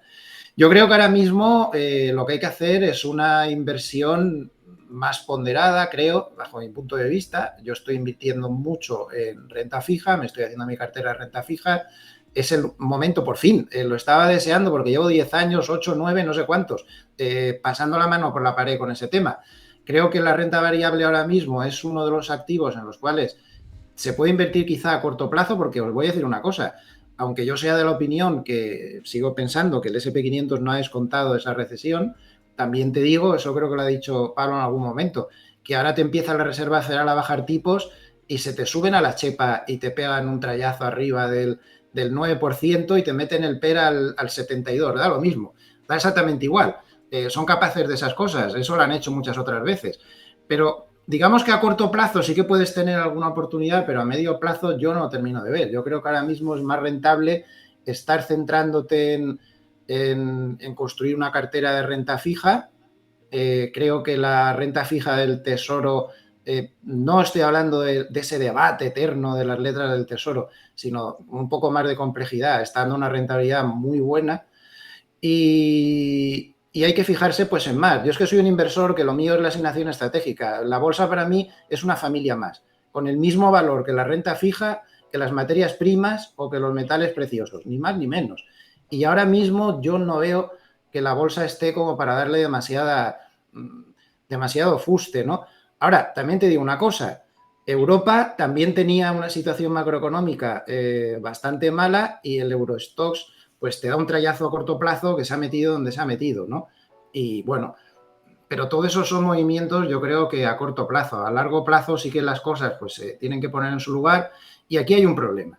Al final aquí hay un problema y es que nunca en la historia, nunca, pero nunca es nunca, no hay ninguna excepción. La bolsa ha bajado antes, la bolsa ha subido después del inicio de una recesión. Siempre ha bajado. Así que una de dos, o no hay recesión o lo tenemos difícil, porque si empieza la recesión, ya digo, es que no hay ninguna excepción histórica de que no haya dejado de bajar. Entonces, bueno, yo sigo pensando lo mismo. Sé que tus argumentos pues también tienen razón, pero yo sigo pensando lo mismo, no voy a cambiar de opinión. En cuanto a lo de buscar valores concretos, bueno, después de tantos años, yo ese es un afán que abandoné hace muchísimo. He estado media vida intentando buscar X valores que iban a superar al mercado y nunca lo he conseguido, así que ahora me he pasado a los índices. No busco oportunidades entre los valores, por lo tanto no puedo opinar mucho sobre ese tema que estás diciendo. Pablo. Yo coincido mucho con José Luis. Yo tengo una visión yo solamente invierto ya mi patrimonio, ya no invierto el dinero de terceros. Y cuando lo invierto, pues lo invierto con dos criterios, ¿no? Uno, que me parezca que tenga un sentido respecto a la visión macroeconómica que tengo. Y dos, que me pueda ir a la cama tranquilo, ¿no? Que yo he aprendido a valorar mucho no tener la inversión que más retorno da, sino la que da mejor retorno ajustado por el riesgo. Entonces, yo vi una oportunidad buenísima de comprar vivienda en 2020 y de financiarlo con una hipoteca tipo fijo a 1,40 y de comprar oro y de tener una parte en criptos habiendo cerrado la mitad en 2021. Y si hubiese llegado a 10.000 Bitcoin hubiese comprado más. Y la bolsa y por supuesto también estoy montando, yo cubrí el 1,40 de hipoteca fija que tengo con más de un 4% de retorno en el bono estadounidense en el mismo plazo, ¿no? Con lo cual tengo arbitrado realmente mi coste de financiación con 3 puntos de ganancia. Y quiero seguir construyendo esa cartera de renta fija porque, como decía José Luis, hemos pasado por una represión del ahorrador brutal que se veía obligado a invertir en activo de riesgo porque no había otra opción de sacarle retorno a tu dinero, ¿no? Por tanto, creo que hay ese momento, digamos, de aprovechar pues, un activo muy tranquilo y con un retorno conocido que es la renta fija. Creo que esa opción es muy interesante y mucha gente no lo hace a lo mejor por desconocimiento, no porque no les guste el producto. Y cuando miro la bolsa, tengo dos conceptos también bastante claros y en este caso coincido mucho contigo, José Luis. Uno, el tema de los valores. Yo gestionaba un fondo que era puramente financiero y invertíamos en valores sueltos, ¿no? De bancos, siempre en el sector bancario, tanto europeo como estadounidense, con lo cual sería absurdo, después de 13 años dedicado a eso, ir contra el concepto. Era un market neutral, con lo cual seleccionábamos el valor malo y el bueno y montábamos un trade relativo. Tú fíjate la importancia que le damos a encontrar el valor que realmente es adecuado tener en cartera y cuál no. Pero, sinceramente, si el value investing como concepto, como me lo cuentas tú, Gustavo, fuese la panacea, entiendo que los fondos value investing estarían batiendo al mercado de forma sistemática desde hace mucho, no, de forma sistemática desde hace mucho tienes gente como Warren Buffett, también tienes Renaissance que te lleva batiendo en el mundo. ¿A qué mercado, Pablo? ¿A qué mercado? Porque tú antes has dicho que cuando hablemos de mercado no cogemos solo el Standard & Poor's 500. Es que si utilizamos un argumento, tenemos que utilizar. Si utilizas el Standard & Poor's 500 para todo, lo utilizamos para todo, no para lo que nos conviene. Y te digo que el Standard & Poor's 500 es un índice darwiniano de selección natural que es casi imposible batirlo, ¿no? Gustavo, vamos a dejar acabar a Pablo, ahora te dejamos a ti el argumento. Sí. Si llegas a esta conclusión, lo que estarías diciendo, el value investing no sirve en la bolsa más importante del mundo, que es el S&P 500 por capitalización bursátil, y es preferible irse a un ETF que te cobran pocas comisiones y lo replico. Date cuenta que tú mismo haces una elección natural de decir, bueno, esto no me compensa el trabajón que supone seleccionar valores individuales frente a la comodidad que es meter mi dinero en un ETF que no tiene casi coste y que bate la tecnología o la técnica de inversión de value investing. Yo no quiero criticar una forma u otra. Yo he probado fundamental, he probado técnico, he probado macro y me gustan unas cosas de una y unas cosas de otro. Y te digo, al final busco dónde está el retorno más ajustado por el riesgo y por el trabajo que genera hacer esa inversión. Y entonces me quedo cómodo, como dice José Luis, en los índices bursátiles, y además no les doy... Hay mucha gente como que le va la vida en estar o no estar en bolsa. Y te digo, pues es un activo más. Si es que tienes 1000 formas de generar retorno más allá de la bolsa. Con lo cual, ¿a qué viene esta obsesión? Como si fuese la única forma donde puedes meter tu dinero. Si tienes otras muchas... Es que me cuesta entenderte, porque si tú mismo eres defensor del value investing. Me has dicho que has no soy defensor de value investing. Yo soy defensor... No, pero lo utilizas para invertir 100%. Lo has dicho implícitamente. No, market neutral. No has entendido. Yo tenía un fondo market neutral, no value investing. Y te digo no me estoy refiriendo al fondo. Me estoy refiriendo a que tú has dicho que has invertido en el año 2020 en vivienda, en Bitcoin, en oro. Todo eso es value investing. Estás comprando barato. No, perdona. Eso será value investing para ti. Para mí, eso es una forma de... Entonces, lo que se hace necesario es definir qué es el value investing. El value investing no es otra cosa que comprar un activo que está cotizando coyunturalmente por debajo de su valor intrínseco. Eso es lo que has hecho tú. Yo no considero... Como con la vivienda, como con Bitcoin. Deja que contraargumente Pablo, Gustavo. Sobre todo porque estás poniendo en tela de juicio el por qué hago las cosas. Al menos podré decir yo por qué las hago, ¿no? Porque las decisiones de comprar vivienda, oro y Bitcoin han sido mías, no tuyas. Con lo cual, déjame que te dé mi argumentación. Mi argumentación cuando yo compro bolsa en España en 2020 no es porque considere que está barata. Es porque creo que va a haber una inflación de 3 pares de narices y quiero tener activo real. Y eso es lo mismo que me lleva a comprar oro. Que tampoco sé si el oro estaba barato o caro, porque no sé cómo se valora el oro. Pero sí digo, en entornos inflacionistas y con tipos de interés reales negativos, es un activo que yo quiero tener en cartera. Entonces está barato, Pablo. No es que esté barato, porque nadie sabe cómo va a evolucionar los tipos de interés reales. Yo simplemente digo, me pongo a mirar a nivel macro cuál es mi visión de lo que creo, y ahí me puedo equivocar, porque mi juicio de valor lo que me dice es... Déjame terminar, hombre. Gustavo, vamos a dejar acabar. Va a haber inflación y a partir de ese momento te puedes equivocar y que no haya inflación, pero los tres que estamos delante decíamos que iba a haberlo y te digo, pues lo razonable es que si esperas un flujo de inflación fuerte durante 2 años, te posiciones para que tu cartera gane dinero con esa suposición. Y es lo que hice. Y criptomonedas, al final, la inflación no deja de ser otra cosa que la pérdida de capacidad adquisitiva del dinero fiat. Por tanto, tener activo digital que pueda servir como de alguna manera pseudo dinero frente al euro y el dólar, es una buena idea, pero no hay un concepto de value, hay un concepto de decir, en un entorno inflacionista, ¿qué quieres tener? Y dije esto, y por eso monté la cartera, nada más. Lo que estás haciendo es barajando escenarios y en función de esos escenarios asignar probabilidades a aquellos activos que crees que están más baratos por una... No baratos, no baratos, olvídate de barato caro, es que no tiene nada que ver, no. ¿Qué valores quieres... No, ¿qué activos quieres tener en cartera? Da igual, a lo mejor están caros, pero aún así dices, yo me preguntas ahora, el oro está rozando máximos históricos, no está barato, evidentemente, si está máximos históricos, te digo, pero en el entorno actual sí quiero tener oro ante una potencial... Pero Pablo, que una cosa esté en máximos históricos no significa que esté barato o caro, significa que está en máximos históricos. Que esté barato o caro solamente lo puedes determinar porque tu valoración, lo que tú valoras, está cotizando a una manera distinta como está en el mercado. Entonces, lo que no tiene sentido es que compres algo que está caro, porque vas a perder a futuro. Yo no sé, tú sabes, José Luis, si el oro está barato o caro. Yo no sé si está barato o caro. Sinceramente, no sé cómo se valora el oro. Yo creo que nadie lo sabe. Es imposible. No sabemos ni las reservas que hay de verdad de oro. Pero claro, por eso digo, Gustavo, no intentes convencerme de si yo sé si está barato. Claro, yo te estoy diciendo, no, yo no lo sé. Tú igual sí lo sabes. ¿Cómo lo vas a saber, Pablo, si lo estás comprando? Que no lo sé. Oye, por culpa mía, me lo siento, me podéis fusilar, no lo sé. ¿Crees que se va a revalorizar el oro, Pablo? Pero esto es muy sencillo. ¿Tú crees que se va a revalorizar el oro? Yo quiero tener oro porque no me fío del dinero fiat. Es una segunda... No tiene nada. No, pero vamos a ver. Si no te fías de la moneda fiat y el oro cotiza en moneda fiat, entonces es que está barato, Pablo.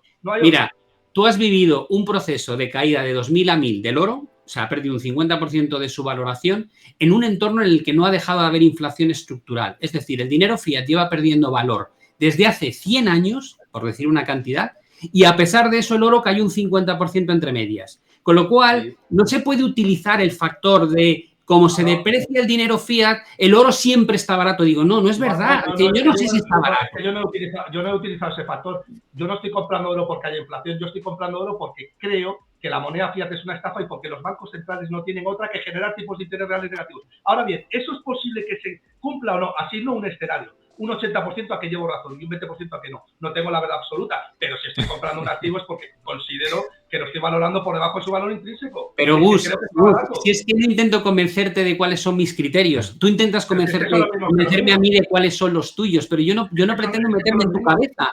Tú compra el oro si quieres y si no, no lo compres. Y si lo compras porque crees que está barato, genial. No tengo ningún problema con eso. Pero cuando hablo de... Pablo, no conozco a ningún ser humano que no piense que no compre un activo obteniendo una rentabilidad porque piense que está barato. Pues ya conoces a uno. Bueno, ¿ya conoces a uno? Claro. No pasa nada. Si aquí, claro. Que yo no, de verdad lo digo, pero no lo digo por llevarte a la contraria, Gus, de verdad, si te quiero un montón. Si lo que digo es que yo no soy capaz de ponerle la valoración intrínseca a todos y cada uno de los activos que hay. No, es que no sé hacerlo. ¿Cuál es el valor intrínseco de Bitcoin? Nadie, ni tú ni nadie, pero Pablo, la valoración es subjetiva y consiste en establecer probabilidades y un rango de precios, ¿no? Obviamente no, pero si yo estimo que los bancos centrales van a elevar la oferta monetaria de 21 a 40 trillones de dólares, pues creo que el oro se va a ir a $4.000 y por eso compro. Es decir, para mí, aunque esté en máximos históricos, el oro sí está barato. Ahora bien, que luego me pegue el castañazo no, lo veremos dentro de 10 años cenando, tomando un café, pero mi escenario es el que es y mi tesis de inversión es que compro un activo que está infravalorado por el mercado, por X circunstancias. Claro, pero Gustavo, yo entiendo lo que dices, pero entiendo también el argumento de Pablo, es decir, él no entra en si está barato o caro. Aunque coincidáis en que invertís en ese mismo activo, ¿no? Pero lo hacéis por razonamientos diferentes, ¿no? Simplemente. No. Entonces, bueno, Pablo compra... Como diga yo el mío, que yo invierto en oro y tengo otro diferente. Pablo compra el oro como si fuera la fotografía de su hija, ¿no? Porque lo compra. Porque piensa que está más barato con respecto a la moneda fiat. Porque le aporta mayor confianza. Es que no entiendo el argumento, de verdad. José, simplemente con respecto a esto, que además yo sé que tú con el oro tienes ahí tus dimes y diretes. Has tenido. Pero esta mañana precisamente he estado comprando oro. Y no solo he comprado oro, sino que como me he vuelto últimamente como muy suizo, muy de asegurar, encima he comprado un ETF de oro que tiene la divisa cubierta, porque no tengo ya más ganas de más historias con el euro, que lo veo con ciertas posibilidades de subir. Y como no me fío, he comprado el ETF con la divisa cubierta, que para el que lo quiera, creo que era VAD1 o algo así en Alemania. Bueno, el caso es que yo entiendo ambas partes, lo que quieren decir, pero a ver, yo por ejemplo no he comprado el oro porque tenga un valor barato. Es que no tengo ni idea de lo que vale el oro ni la plata, es imposible. La plata no se sabe ni las reservas que hay, y en el oro casi tampoco. Tampoco se sabe muy bien qué bancos centrales compran y cuáles venden, que son los que más mueven el mercado. Es imposible precisar Muy difícil, muy difícil. Yo compro simplemente porque sigo la tendencia, y a mí la tendencia me dice que está alcista, y como además de estar alcista, mi planteamiento de fondo macro me dice que es un buen valor refugio contra la moneda, que creo que en eso estamos de acuerdo los tres. Hay que buscar los puntos de encuentro en lugar de buscar la diferencia. Todos estamos de acuerdo que la moneda fiduciaria, fiat, flat, todo el mundo me pregunta, todas se pueden usar, todas las expresiones. Es un churro, pues también.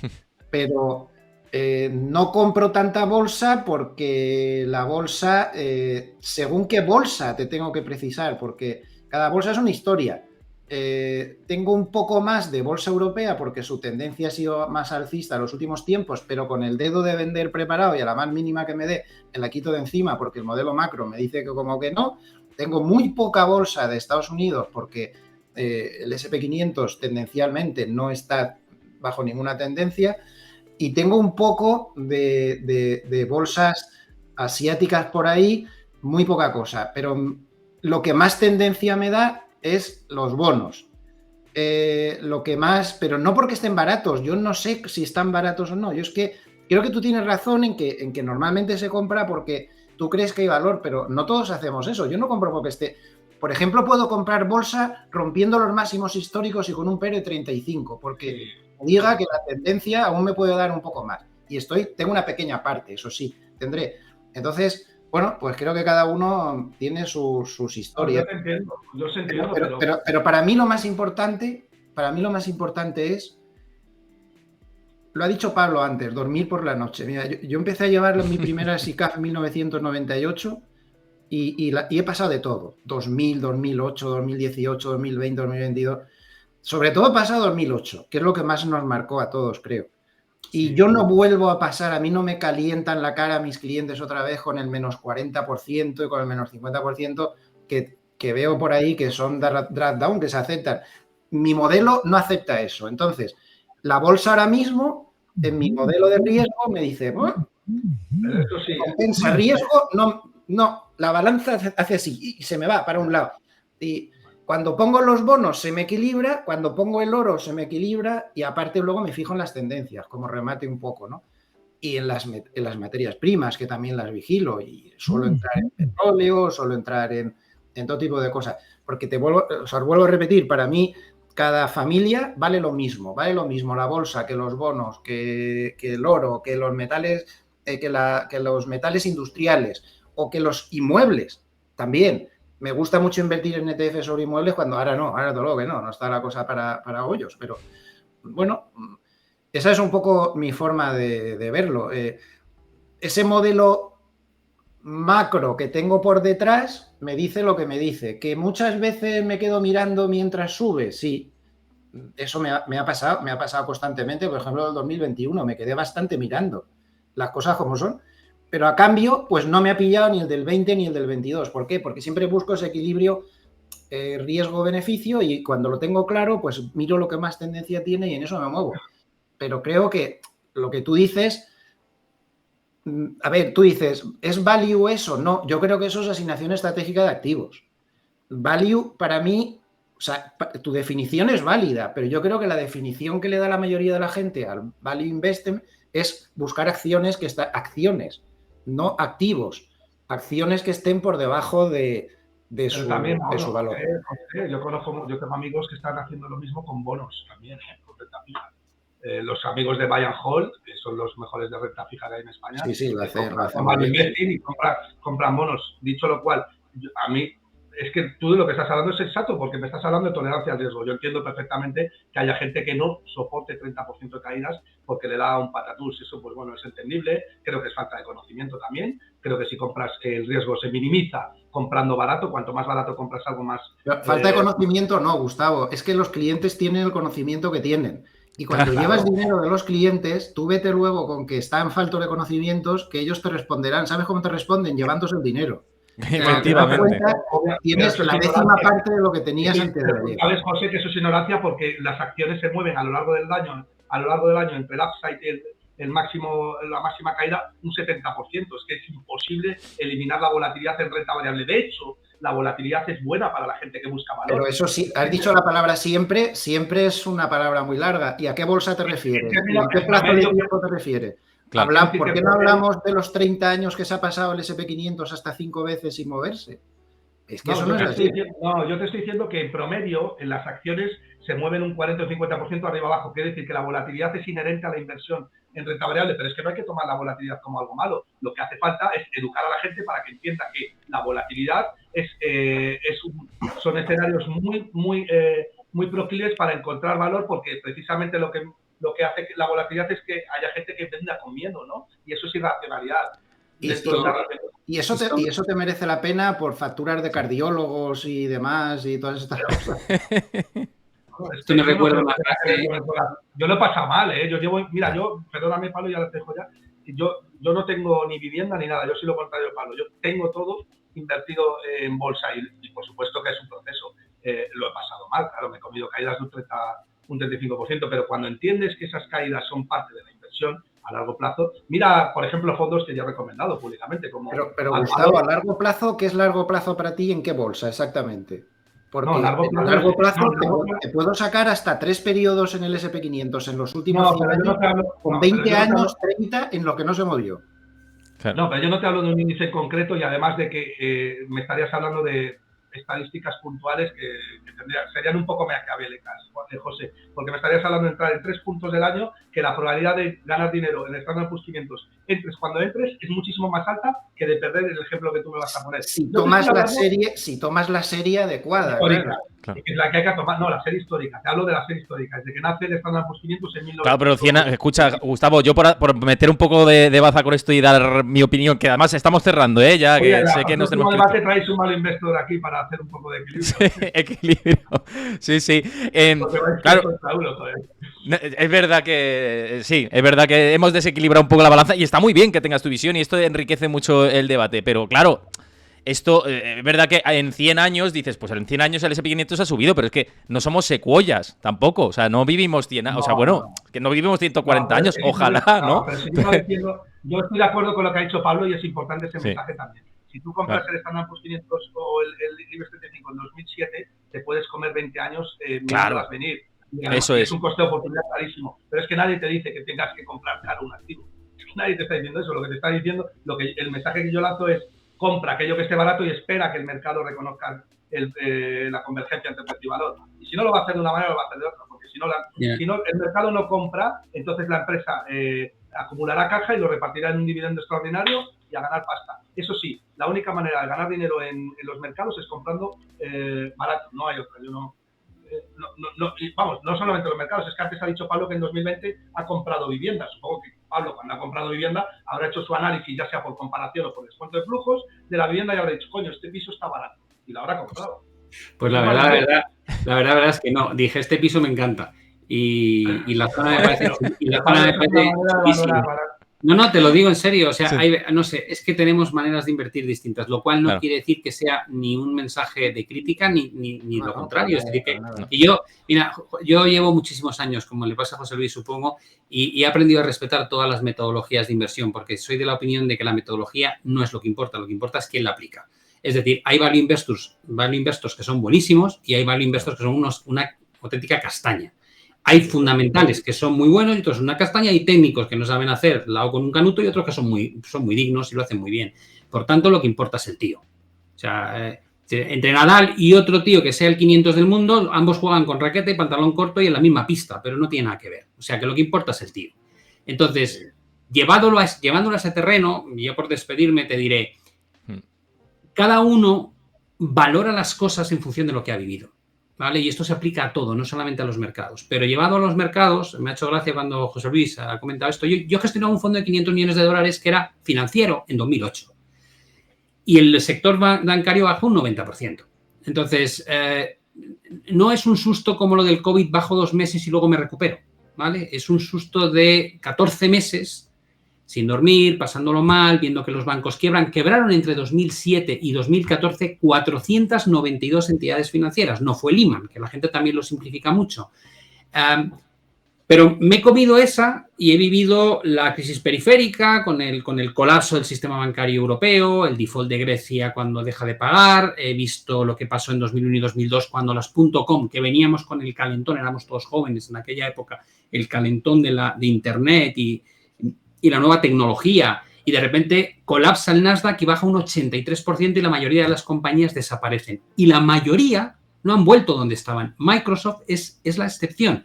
Ni AOL volvió ahí, ni Cisco volvió ahí, ni Yahoo volvió ahí, ni muchísimas, ni Nokia. Todas las que estaban en la pomada, los fans actuales, nunca volvieron ahí. Que es otra cosa que hay que acordarse. Porque si te quedas sentado en esas compañías diciendo, da igual, aguanto, aunque bajen un 80, aguanto. Pero es que no han vuelto. Es que igual Meta no vuelve donde estuvo. Igual Tesla no vuelve donde estuvo. Entonces, después de eso, te vas para atrás y te comes la del 98 de las divisas y la del 97 de las divisas y la del 87 de la bolsa, y eso te hace una costra y tú te nutres de tus experiencias. Y yo, en esas experiencias que hemos pasado, los que llevamos mucho tiempo, te digo, aprendes a valorar algo que mucha gente no ha tenido la oportunidad de probar. Y esto es como la famosa frase que decía lo de es mejor amar y haber perdido que nunca haber amado. Y la respuesta del que ha amado y ha perdido te dice, pruébalo, majo, antes de decir eso. Es decir, si quieres de verdad saber si aguantas un 50, que no fue un 50, que el Nasdaq bajó en el 2002 un 72%, señores, 72%. Y un 57 el SP, no un 40. Es decir, si tú quieres ver realmente si estás hecho de la pasta que necesitas para que te dé igual pasarte año y medio o 2 años viendo cómo tu patrimonio se va al garete en un 60%, hasta que no lo vives, no sabes si estás preparado. Sí, pero... nada más digo eso. Y yo tengo la suerte de haberlo vivido, no una, varias veces. Entonces yo me conozco a mí muy bien y por eso cuando he hecho la frase de y dormir tranquilo, para mí vale una barbaridad de dinero. Mucho más que cualquier retorno. El mensaje que le haces tú es no inviertas en bolsa. No. A ver, joder, Gustavo, yo no sé, hay veces que me pasa, y el otro estábamos comentando con las redes sociales, a veces digo las cosas, creo que con una claridad absoluta y de repente... Entonces, ¿cuál es el mensaje? Invierte... Yo estuve invertido y lo colgué en un vídeo, si lo tenéis en internet, me bajé de la bolsa en enero de 2022, lo cual quiere decir que estaba invertido de antes. Pero ¿cómo vas a saber cuándo no, Pablo? Pero no me cuestiones cómo hago las cosas, acéptalo. Yo no te cuestiono cómo haces tú las cosas. No, si lo que trato de entender... Me bajo porque tengo criterios macro y tengo criterios técnicos y porque llevo casi 40 puñeteros años haciendo esto y entonces me permito el lujazo de decir, no me compensa seguir invertido, así de sencillo, simplemente por eso. Y he comprado la bolsa china porque me parece que la capitulación que hubo a finales del año pasado y el desplome de un 75% y las valoraciones que había, a pesar de la multitud de riesgos de regulación que hay allí y de manipulación del gobierno, me compensaba estar. Es decir, claro que compro bolsa y claro que me salgo de la bolsa, pero es mi forma de hacer las cosas. Pero no lo cuestiones, simplemente acéptalo. Es otra operativa, Gustavo. Es otra manera de operar, Gustavo. Ya está, simplemente. No, si yo lo respeto. Si yo lo único que quiero decir a la gente es que creo que se tiene que entrar en bolsa o en algún activo cuando se encuentra que ese activo está barato, es decir, cuando se descuenta valor, y en el momento en el que se compra hay que esperar a que cumpla tus objetivos que tienen que estar basados en una tesis fundamental. Para mí no hay otra manera de invertir. Para crear más discordia, hoy he comprado el fondo VS Equity Fund Gran China. Hombre, mira, bienvenido al equipo chino. Sin embargo, sigo diciendo lo mismo, que no voy a cambiar y que, mira, yo no solo... Espera, Gustavo. Pablo, lo que tú has dicho. José Luis, perdona. A ver, en orden. Solo una frase y termino. Cuando la gente me dice, ¿comprarías con una caída de un 50% la bolsa en general, el MSCI mundial? Y digo, sí. Me dicen, ¿por qué crees que va a bajar un 50% y rebota? Digo, no tengo ni idea si va a rebotar. Porque creo que después de haber corregido un 50% con las valoraciones que eso implica, la probabilidad de que a 10 años vista esa inversión de retorno es muy alta, lo cual no quiere decir que no pueda bajar un 70%. Claro, Esa es la forma en la que yo lo concibo. Eso es un value investor en toda regla. Lo que acabas de decir. Eso es un value Genial, mira, me alegro. Luis, perdona, te he interrumpido. Es lo que te estoy diciendo en el minuto 1. Lo que pasa es que la tesis no está fundamentada, muy fundamentada. No es que ha bajado un 50%, voy a comprar. Creo que está más barato de lo que realmente... Estudiaré un poco más para hacer una tesis un poquito más sólida. José, por terminar, que nos enredamos mucho y la verdad que está siendo un pedazo de debate, además por el chat sé que lo estáis comentando muchísimo y perdonad por no estar atento a preguntas porque al final voy al hilo de lo que todos estáis diciendo, así que José, por cerrar, que ya habéis cerrado Gustavo, Pablo con esto de las tesis de inversión, por cerrar tú. Bueno, Yo diría que estamos en un momento muy complicado, estamos en un momento donde posiblemente tengamos cambios macroeconómicos pues importantísimos por delante. Vamos a ver esos cambios macroeconómicos, si se confirman o no. Primer cambio macroeconómico que tenemos que ver es si los bancos centrales frenan o no que bajen, que frenen al menos la subida, sobre todo la Reserva Federal, que es la que va a mandar el tema. De eso van a depender muchas cosas. Y luego, en segundo lugar, si aparece esa recesión que parece lo más probable o no aparece o con qué grado aparece. Yo simplemente quería decir una cosa. Nos estamos preguntando si va a aparecer la recesión o no. ¿Y si ha aparecido ya? Recuerdo a todo el mundo que el NERD, este famoso, que es el que determina cuándo se entra en recesión, lo dice dentro de 2 años cuando ya ha terminado la recesión. Y no sé si, vuelvo a repetir, es que habéis visto el ISM de manufacturas de hoy. Pues parece que igual está en recesión y aún no lo sabemos. Es que el hecho de que, vamos a ver, es que eso es un problema muy gordo. Aquí todo el mundo considera, incluso la Reserva Federal, por lo visto, que hay que vivir en un cortoplacismo de los datos macro increíbles que son muy retrasados, ¿no? Por ejemplo, el otro día estaba en un debate con Rayo y debatimos mucho sobre el tema de lo retrasadísimo que va el dato de empleo, por ejemplo, ¿no? En todos los ciclos económicos. Bueno, todo el mundo cree que hasta que no haya 2 trimestres consecutivos, el Producto Interior Bruto negativo y no sé qué, no sé cuándo, no sé qué, que se revisan 7 veces más y que al final te están dando, aún estamos dando el dato del Producto Interior Bruto del último trimestre del año pasado, no nos hemos puesto de acuerdo cuál ha sido del todo. Eso no funciona así. Esto hay que intentar determinarlo de otra manera.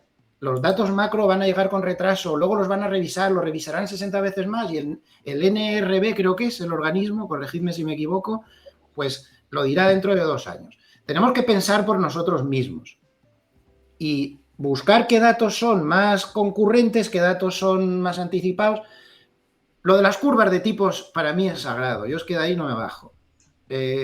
Son muchas ocasiones y han coincidido. Si nos cogemos el índice de indicadores adelantados, que se creó precisamente para eso, para anticiparse unos 6 meses a los cambios de ciclo, está dando lecturas que en las últimas 8 veces, en los últimos 50 años, cada esa lectura había una recesión de 20 pares de narices.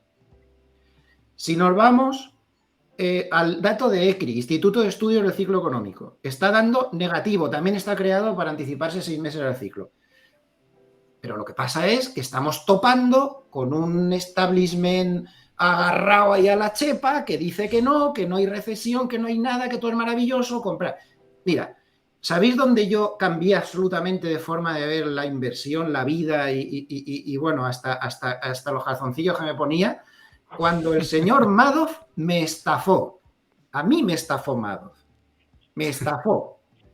Yo estoy en un proceso de aborregamiento. Esto no lo digo por ninguno de mis compañeros de debate. Estoy reflexionando en voz alta porque ha salido el tema de las experiencias que has vivido y cómo te cambian. Ojo, no estoy diciendo nada a ningún compañero. A mí me metieron en un proceso de aborregamiento al final que esto era una maravilla. El sistema financiero era maravilloso y había gestores maravillosos y buenísimos y la leche en bote. Y cuando yo me di cuenta, creo que fue el 15 de diciembre del año que pillaron al cabrito este, de quién me había engañado, y después de haber hecho la inversión, no a Madoff, a mí el que se suponía que me estaba gestionando el dinero, eran 2 personas muy famosas en España, que me voy a callar porque no sé si ha prescrito esto o no me quiero meter en ningún lío, pero 2 personas muy famosas de las que salen en el Ola y en el Pronto ese que se compra de mujer y todo eso. Y en un día me llaman y me dicen, lo has perdido todo, porque resulta que el dinero se lo estábamos mandando a Madoff. Ahí, os lo juro que cambió todo. Y desde entonces me he convertido en una especie de, ¿cómo se llama? Esta tara, en lo que el viento se llevó, cuando se pone así en plan chulo y dice, juro que no volveré a pasar hambre, ¿no? Pues yo juré que no me la volvían a pegar. Entonces no me creo nada de nadie del establishment de la Reserva Federal ni a nada. Lo único que pediría es que en un entorno macroeconómico como este, tan complejo, pues todas las personas que nos están escuchando intenten pensar por sí mismos. Y que pongan el sentido común por delante de todo. Y ya a partir de ahí puede haber muchos métodos de inversión y puede haber muchas cosas, pero por favor, incredulidad generalizada. Empezando por mí. A mí que no me haga caso nadie, lo digo siempre. Ni se les ocurra. ni puñetero caso, porque tienen que pensar por sí mismos. Que escuchen todo lo que tengan que escuchar de unos y de otros, porque yo creo que hay mucha gente con buena voluntad que intenta, lo único que intenta es ayudar, y creo que Gustavo, Pablo y yo mismo, eso es lo que estamos haciendo cada día, pero que luego cada uno pues tome sus propias decisiones, porque esto está muy difícil y el enemigo tira con bala blindada. Entonces, bueno, pues vamos a ver cómo termina todo este proceso. Lo que también tengo claro es que aquí hay una asignatura pendiente, y es que es lo que tanto hemos hablado en el debate, la moneda fiduciaria. Todo se sustenta en la moneda fiduciaria. ¿Puede aguantar 20 años más así? Pues no lo sé. Pues podría ser. Sigamos inflando la pelota.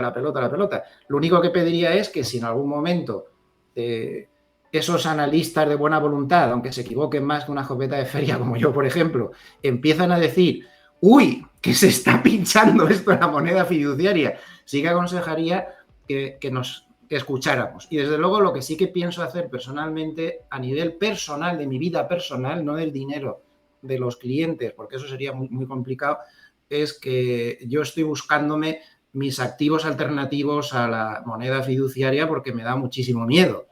Me da muchísimo miedo con la edad que tengo, las canas que calzo ya, pues de que me pille lo que no ha pasado en 30 años. Es que no va a pasar nunca. Esa es otra cosa que he aprendido a leche limpia en mi vida. Nunca va a pasar. A mí me dijeron, tú métete en los fondos AMBS, te vas a forrar, tío, no tienes ni puta idea. ABS. Yo decía, ¿eso qué es? Como el freno que tengo en el coche. No. Eso es que hemos troceado los préstamos subprime, no sé qué. ¡Qué chollo, tío! 5 años subiendo sin parar. Y cada vez que me metía me daban. Yo estuve una época así, hasta que ya el colofón de mi carrera fue cuando me estafó Amado. Dije, no, José, ya hasta aquí has llegado. Entonces ahora me he vuelto el descreído más grande de todos. Más amarretegui, si es que es lógico, claro que sí. Oye, no lo siento, pero cliente que me viene ya sabe lo que le espera. O sea, yo es que voy, a mí no. Ganaremos más despacio, pero a mí no. Ya más no. He llegado a la conclusión de que el sistema financiero en un 90%, puedo decir una pequeña palabrota fea, es una mierda. Entonces, por favor, sentido común y prudencia. Ya está, solo quería lanzar ese mensaje.